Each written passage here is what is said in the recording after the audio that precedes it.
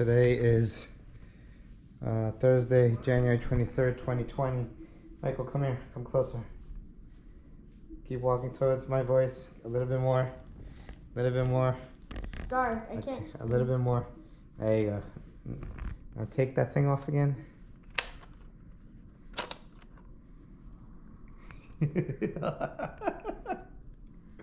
Dude, that's what you would look like. Go like this. Hi, my name is Michael. Hi, my name is Michael. Say, my name is Kim Jong-un. My name is Kim Jong-un. We were doing that like 2 weeks ago. I can't see. Don't do that, you're blocking the camera, dumb butt.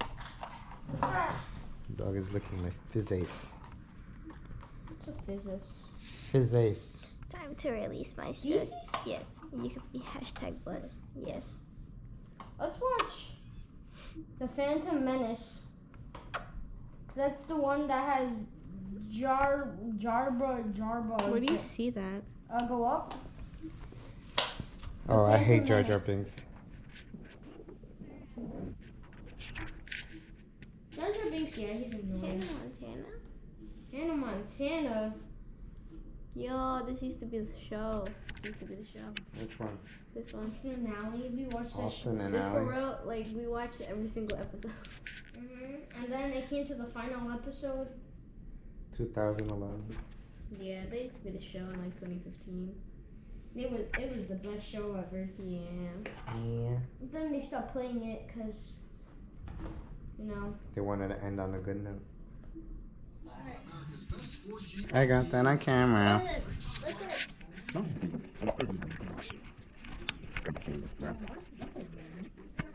Ask for father, that's what's wrong. Today is Friday, January 24th, 2020, and I am heading to a place called Blue, 220 West 44th Street in New York City. And it is the birthday party for Sammy Cueva, who is a fraternity brother from Syracuse, where I went to college for my undergrad. And it's going to be an interesting night because I'll be seeing, quite possibly, some people from my past when I was in college. And, that'll be interesting in itself, but what will also make it interesting is that today and tomorrow, I should be running into, at least two fraternity brothers that I believe I owe some form of an apology to. Just because I've grown as a person. When I was younger, because of my past, not having a father, not being bullied in high school. I had a lot of low self-esteem, and when I got to Syracuse, that was my first time actually being cool and having friends and being part of a group, which was the fraternity, and those Latino men represented father figures for me, regardless of how fucked up sometimes they were. They were also absolutely positive influences in my life. I'm on Wall Street now because of a fraternity, and much of who I am today is because of the men from this fraternity. I'm simply mimicking what I saw in them, and because these men were like father figures to me, I wanted their approval, and I did everything I could to get that approval. Not only for approval, meaning the stuff that I did in the fraternity, activities that I did, wanted to be misconstrued that anything that I did was for approval. But because I really loved the fraternity, I cared very deeply about the fraternity. It meant a lot to me. It was my church, if you will, at the time. So I gave my all to it. But as part of giving my all to the fraternity, part of what I also wanted was just acceptance. And that acceptance that I wanted, I was accepted, don't get me wrong, but I guess because of my low self-esteem, at the time I was easily hurt, easily offended. And, you know, when I would do something for the fraternity, when they would disapprove, because being, you know, typical guys, just like on a sports team, you know, you josh, you fuck around, you complain, you bitch and moan. It's normal for humans to bitch and moan, apparently. I learned the hard way, right? To never be satisfied.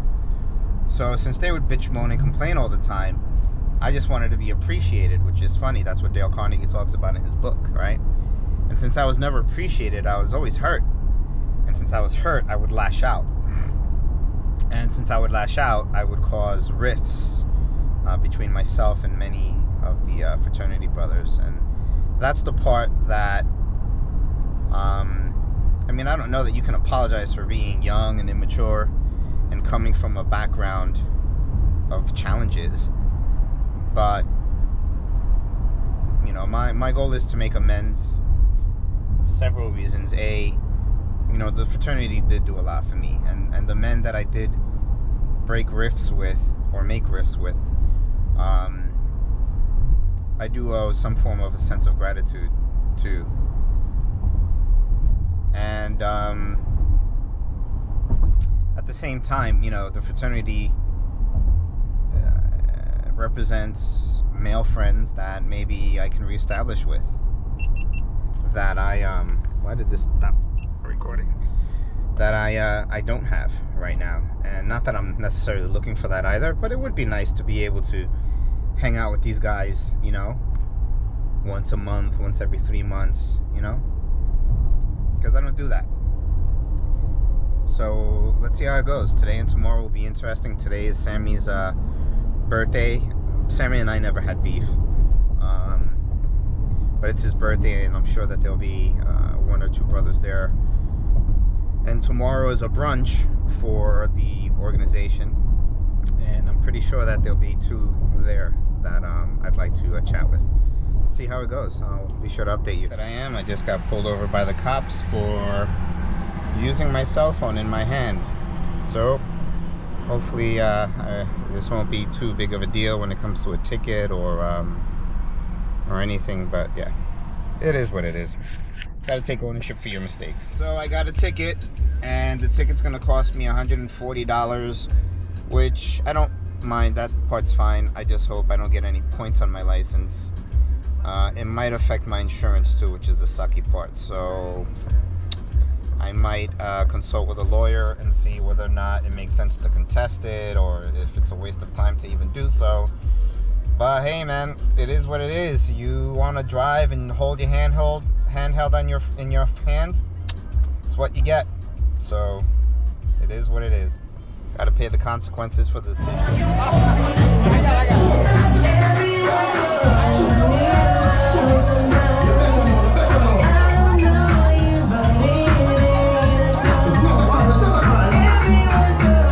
That looks nice. Good. Yo, how do you never get fat? You never get fat.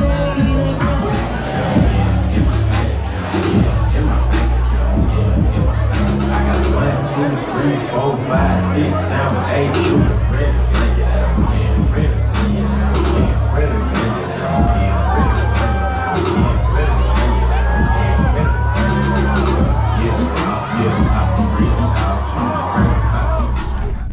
The building right there in front. Yeah.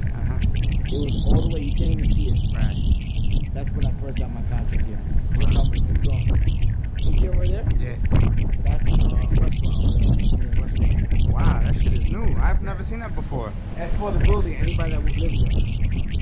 So the restaurant is only available to people who live in the building? Well, for now, and then it's gonna be for later on. Hey, what's up, baby? You good? How are you? Everything's good? Yeah, just showing them around. Yeah. What's up, baby? Sammy. Man, always a pleasure to be with you, Sammy. So, This is for my private YouTube channel. For I my don't give kids. a fuck.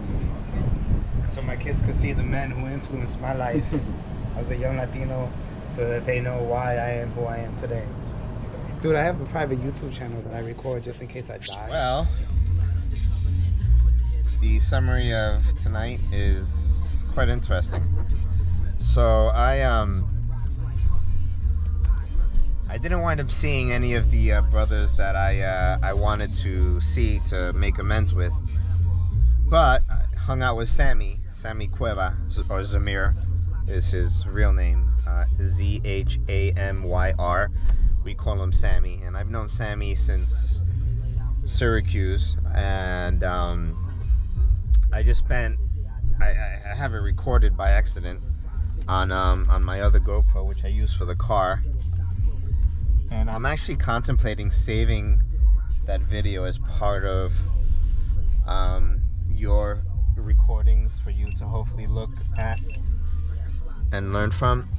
And the reason why is because Sammy is one of the people that I learned a lot from in my walk as a Latino man.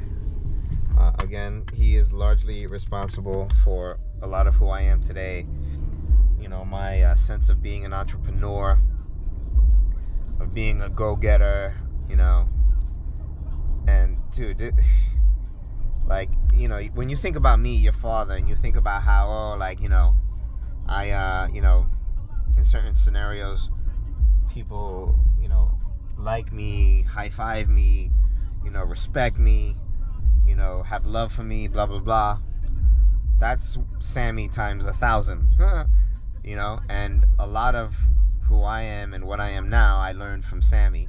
A lot of my ambition, a lot of my drive, I learned and got from Sammy. So, I really do think that I'm going to wind up sharing the video because no one else looks at it except for you guys, right? Hopefully you guys will look at it someday. But there's a lot of jewels in there that I think that you'll learn about life, about being an entrepreneur, about struggle. Because Sammy, he comes from the hood. He comes from a very challenging background. But the dude is a multi-millionaire now, and he's just, but at the same time, he's a father. He's a family man. So there's a lot that can be learned from just listening to his story. And today he got really deep. He spoke to me, and I saw the man cry. I've never seen Sammy cry. That's wow. That's interesting. Interesting in the sense that he opened up to me that way. Wow, that's cool. And plus, also the other reason why I think witnessing the conversation between he and I will give you some background on, personal relationships, how to engage with people, Dale Carnegie's whole concept of how to win friends and influence people. Because in reality, all I did tonight was listen. I didn't say much. If you watch the video, Sammy did 98% of the talking. And, that's perfectly fine for several reasons. Number one, there's so much that I learned from just listening to this man. You know what I'm saying? And learning his life, learning his struggles, learning from his struggles, learning how he overcame struggles. So that's number one. Number two, at the end of the day, man, all people want is to feel appreciated, to feel, loved, to be appreciated for who they are, their struggles, the importance that they've established in their lives, and even a guy like Sammy, man, who is loved by many and known by many, I kind of wish I could have recorded the whole night, because we went to 3 different clubs, which he promotes at. This is a guy who owns multiple restaurants, by the way. He's stupid rich. So we're going to all these different places, walking through, no one, we don't pay anything, everything is free. Everyone's high-fiving him. Everyone knows it's his birthday, right? And I forgot why I was mentioning that. I think the point that I was making is that at the same time, though, why he is because he's humble. He's also... Oh, I remember now. The point that I'm getting to is that, although he has all these people that surround him, I'm sure there are people who love him. He has his girlfriend, right? He has his parents who are part of his life and are amazing parents. He has a brother. But the point that I'm getting to is that even though he has all these people that surround him, at the end of the day, we all just want someone to listen to us and appreciate us and hear what we've accomplished and hear our story. And if you can learn that and learn to listen to people's stories, there's so much that you can do, you know, to influence their lives from a Christian perspective. Like, you know, there's so much to be learned in like this whole night. You know, for example, like a lot of the night he was talking about religions, how religion is evil, and how, you know, he's almost an atheist and blah blah blah. You know, I could have engaged in a argument with him about, you know, how, you know, he is viewing only the negative aspect of, yeah, religious organizations, which many of them unfortunately hurt instead of helping, right? But I didn't engage in that conversation. Instead, I listened to him. You know, I endeavored to understand his position, you know, and I endeavored to find points of agreement, you know. And then when the opportunity was correct, then I shared the truth that ultimately matters, which is, you know what? Religions are fucked up. Churches are fucked up. Humans are fucked up. But at the end of the day, there's a God who unconditionally loves us no matter what, that died for all of us, and who is seeking a relationship with all of us. That's the only message I need to communicate, you know. But he came from a background, like many people, where everyone is like, my religion is the right religion, you know. So when you hear that, and constant bickering and arguing between people about why they're right and everyone else is wrong, ultimately that does is turn you off to the whole concept of God, right? So if you instead do the opposite and you listen to people, you know what I'm saying, and then build rapport with them, build a relationship with them, you know, that's when you get the opportunity to plant that seed, you know. And hopefully he walked away with that, you know, that understanding, that knowledge, you know, because he's a good man. Sammy's a good guy. I really love Sammy. Like, I appreciate him. You know, there's a reason why, like, on his birthday, I try very hard to remember his birthday, you know, because he's a humble dude who although he makes all this money, he doesn't flaunt his money. If you look at him, you wouldn't think he's fucking rich. Hold on, let me see where I'm going. You wouldn't think he's rich. You know what I'm saying? He's normal. If it weren't for the gold Rolex on his wrist, you'd have no fucking clue, right? But aside from that, he also takes care of people. You know, I remember when while I was in Syracuse, you know, one of my first jobs was working for Sammy. Like, I was like, Sammy, I'd like to make some money. You know, I'd like to see if I maybe do this promoting thing that you're doing. And he was like, bet, you know, here's what you got to do. Here's, you know, and I tried it. It wasn't for me. It wasn't anything that, you know, I was socially awkward at the time, so it wasn't anything that I could really work with. But he gave me the opportunity, you know what I mean? You know, he was always someone that, like, whenever I went to his clubs and parties, he took care of me, like, you know, coming into the place. And I never wanted to be the guy who was only there when I needed something. I wanted to be the dude who remembered Sammy on his birthday. So that's in part why I came tonight, because it's Sammy's birthday. You know, I want to be here and be like, yo, Sammy, happy birthday. You know, Sammy, happy New Year. You know, so that way he remembers me not as the dude who only reaches out to him when he needs something, but as the dude who, you know, reaches out to him just to say, happy New Year, Sammy, hope you're doing well. You know? Anyway, a lot being said here, but, you know, in the video that you'll hopefully see on the other GoPro, you know, there's a lot to learn there. You know, a lot. Love you guys.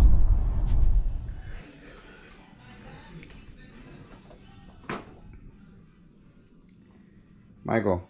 Yeah. Where are you? In the man cave. Where are you? Underneath the bed? Yep. What is that? My man cave. Your man cave? Mhm. Oh man. Oh jeez, I can't look inside. Have fun in there, man. Don't do anything I would do.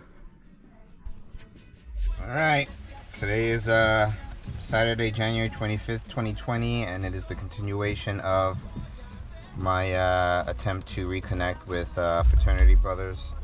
In case you're wondering the name of the fraternity, it is La Unidad Latina Lambda Upsilon Lambda Fraternity Incorporated. Theta chapter for me, Syracuse University. I pledged full 95 for 9 weeks, 5 days, 7 hours and 40 minutes. I started with 2 other individuals.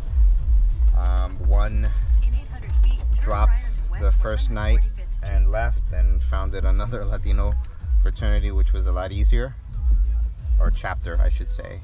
That was a lot easier for him to join. The other one left about a week or 2 later, and then I dropped the first time around.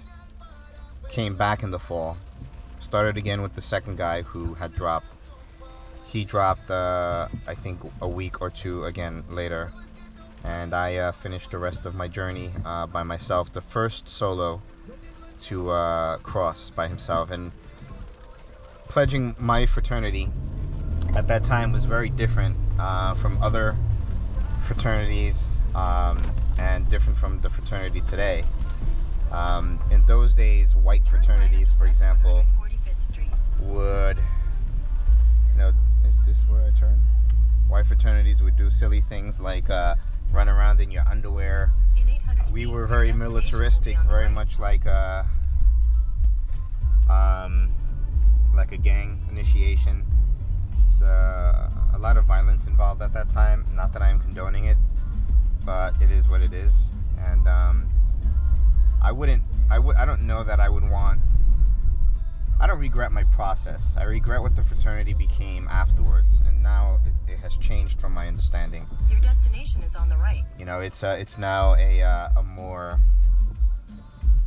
professional and true Latino community versus what it was before, which was male man whoring, you know, being whores with women, etc. But I'm in front of Sofritos now, and wish me the best. I'll talk to you. Why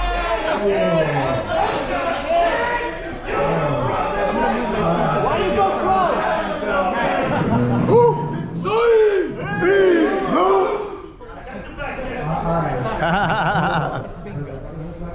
in other regards, especially on the graduate level, there's been a real engagement among us. And it's a kind of energy, it didn't happen by accident. A lot of work went into making that happen. So these events, in addition to some of the business that we're going to get to, you know, it's really about that, for us to reconnect as hermanos. And, you know, a lot of us, it's common to hit that age after school or family, career, life gets in the way. And to be able to come back and reinvigorate, I feel like I know more people now than I did, except when I was pledging. You know? So thank you. Big shout out to everybody. Does it go into It's recording. directly into No, you have to edit the video and upload it. But I use my Note 10 for editing, and then I upload it to that private YouTube channel that I have. how far does it go? Just like this? Yeah, well, that's the stick. This is separate from the actual camera.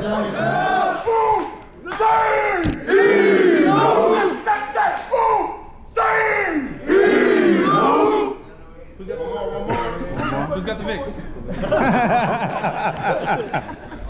Oh crap! Here we go. All right, so it's done. I had a mostly positive outcome. There was only one negative blight, and that was Carlos Velasquez, also known as Los. He's been mad at me for, I don't know, I want to say it's like 10 years now. And it's all based on, he and I have always had a tense relationship, and there's always been beefing back and forth and blah, blah, blah, blah, blah. And the last beef that we had was because we were out together drinking, and he says, oh, let's go to New York City. There's a place that he knows there. And I'm like, yeah, let's go. We go, and I let him know that I didn't have money for Easy Pass, and that I didn't have an Easy Pass, and as long as he had money for Easy Pass, like, it's good that I don't have the money for the Easy Pass. He was like, yeah, no worries, I got it.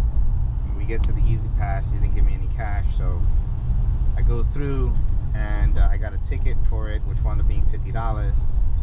And then when I touch base, I'm like, hey man, do you have the money for the Easy Pass? He never followed through, didn't respond. I'm like, hey man, can you, I mean, for me it wasn't that I needed the $15 for the fucking Easy Pass. I could have afforded it. For me, it was the principle of the matter. If I communicate to you that, hey, I don't have Easy Pass, and I don't have any cash on me, can you get the Easy Pass if we're going into the city? And you say yes, and you don't come through, well, shit, the least you could do is fucking send me the money afterwards, especially since what pissed me off is that by me going into the Easy Pass without using Easy Pass or paying for it, there's also a $50 fee that was charged to me, and that's standard. So now it wasn't just $15, it was $65. And that bothered me, because I'm like, damn man, like what the fuck, just, and at the time I kind of felt, I guess, that maybe I was being taken advantage of a little bit, because part of the issue that I've had with some of the people from my fraternity, and specifically my chapter, let me see where I'm going, is the concept of sometimes feeling used. And in retrospect, some of that I think had to do with, again, low self-esteem, misinterpreting interactions, just because he said that he was going to pay for the Easy Pass and didn't, doesn't necessarily mean that he was purposely trying to take advantage of me. It could have just been that he was drunk and didn't realize what he was saying, and maybe he thought, so it's quite possible that I exaggerated a little bit, and again, I criticized, condemned, and complained. Now, to make matters worse, I was very animate on the topic. I pursued him on the topic. I was like, man, if you don't pay me, I'm gonna sue you. Like I really went all out, and eventually I think he did pay. I don't remember. Or maybe he didn't and I just left it alone. But he was like, that he sees it as, paying for, getting rid of a pain in the ass friend, getting rid of me kind of a thing, But I know I hurt him where it hurts the most, because his path in life was to do non-profit work, so he doesn't make a lot of money. So hitting him up for $65, maybe hurts him. And at the time, maybe it wasn't that painful for me. I mean, I was in a different position than I am now. But still, for me it was the principle. But at the end of the day, I could have been more compassionate. I wish I would have known and understood the Dale Carnegie rules that I understand now. But I didn't, and hence I, again, hurt the relationship with him. In either event, so when I arrived to the alumni brunch today, I saw a lot of fraternity brothers that I had very good friendships with, and who were like, yo, Miguel, wow, Miguel, and they all called me Miguel back in the day. And here's what's interesting about this too. If you notice, my conversation with you is centering around the negative, not about the positive. While I walked into that brunch, literally, it was like 10, 12, I don't know how many people who remembered me, not just by face, but by name, and who greeted me and hugged me and were happy to see me, but I don't remember that. I remember the one negative interaction. So that's important to observe for self. Why do we humans only focus on the negative? Why don't we focus on the greater positive element, right? But now going back to, again, the brunch. So I arrived and I was greeted by a lot of different brothers who were happy to see me, and I was happy to see them. And Jesse Mejia, who is one of the other brothers that I had a strenuous past with, you know, when I approached him, it wasn't only like, oh, hey, what's up, Miguel? It was like, Miguel, oh, you know, he was excited to see me. And like, wow, like I was so happy at his response, because he's someone who, you know, rightfully I've jaded in the past, meaning that he would be right to feel upset with me, you know, and he's someone that I certainly, you know, wanted to apologize today. And it was very nice that I didn't even have to apologize. Like, my apology occurred, but in a very indirect way. Like, I let him know that I'm a different person now, you know, and I could see that he saw that and that he welcomed it. But, you know, it was really cool, man. It was really cool. And in retrospect, Jesse is a fucking cool guy, you know? Just that, I don't know, man. I was in a different place 10, 15 years ago, whatever it was, emotionally, maturity-wise. Los, on the other hand, when I said hello to a bunch of people at the table who even stood up to say hello to me, you know, I put my hands on his shoulders, and he turned around, like, and I'm sure he knew that I was there already, but he turned around and was like, Los, what's up, man? And, you know, he was like, oh, hey, what's up? You know, he gave me this very polite, you know, oh, hey, what's up?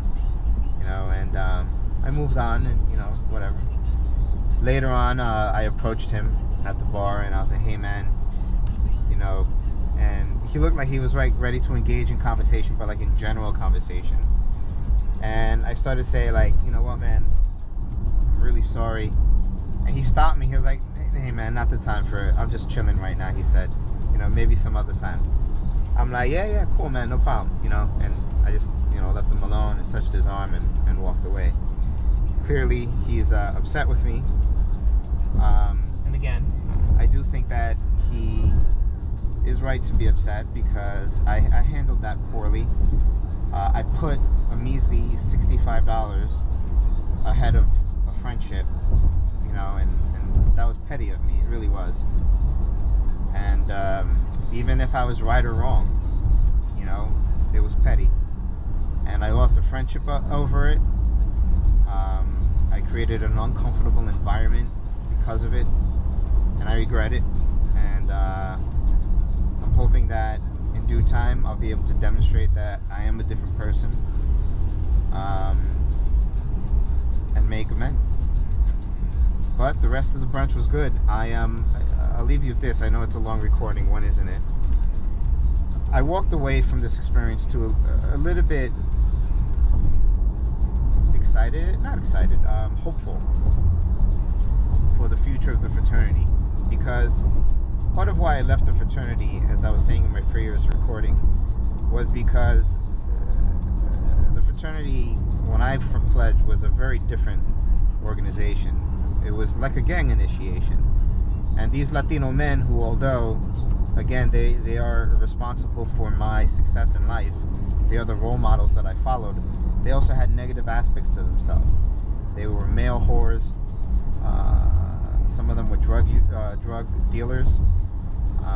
Some of them use drugs even now.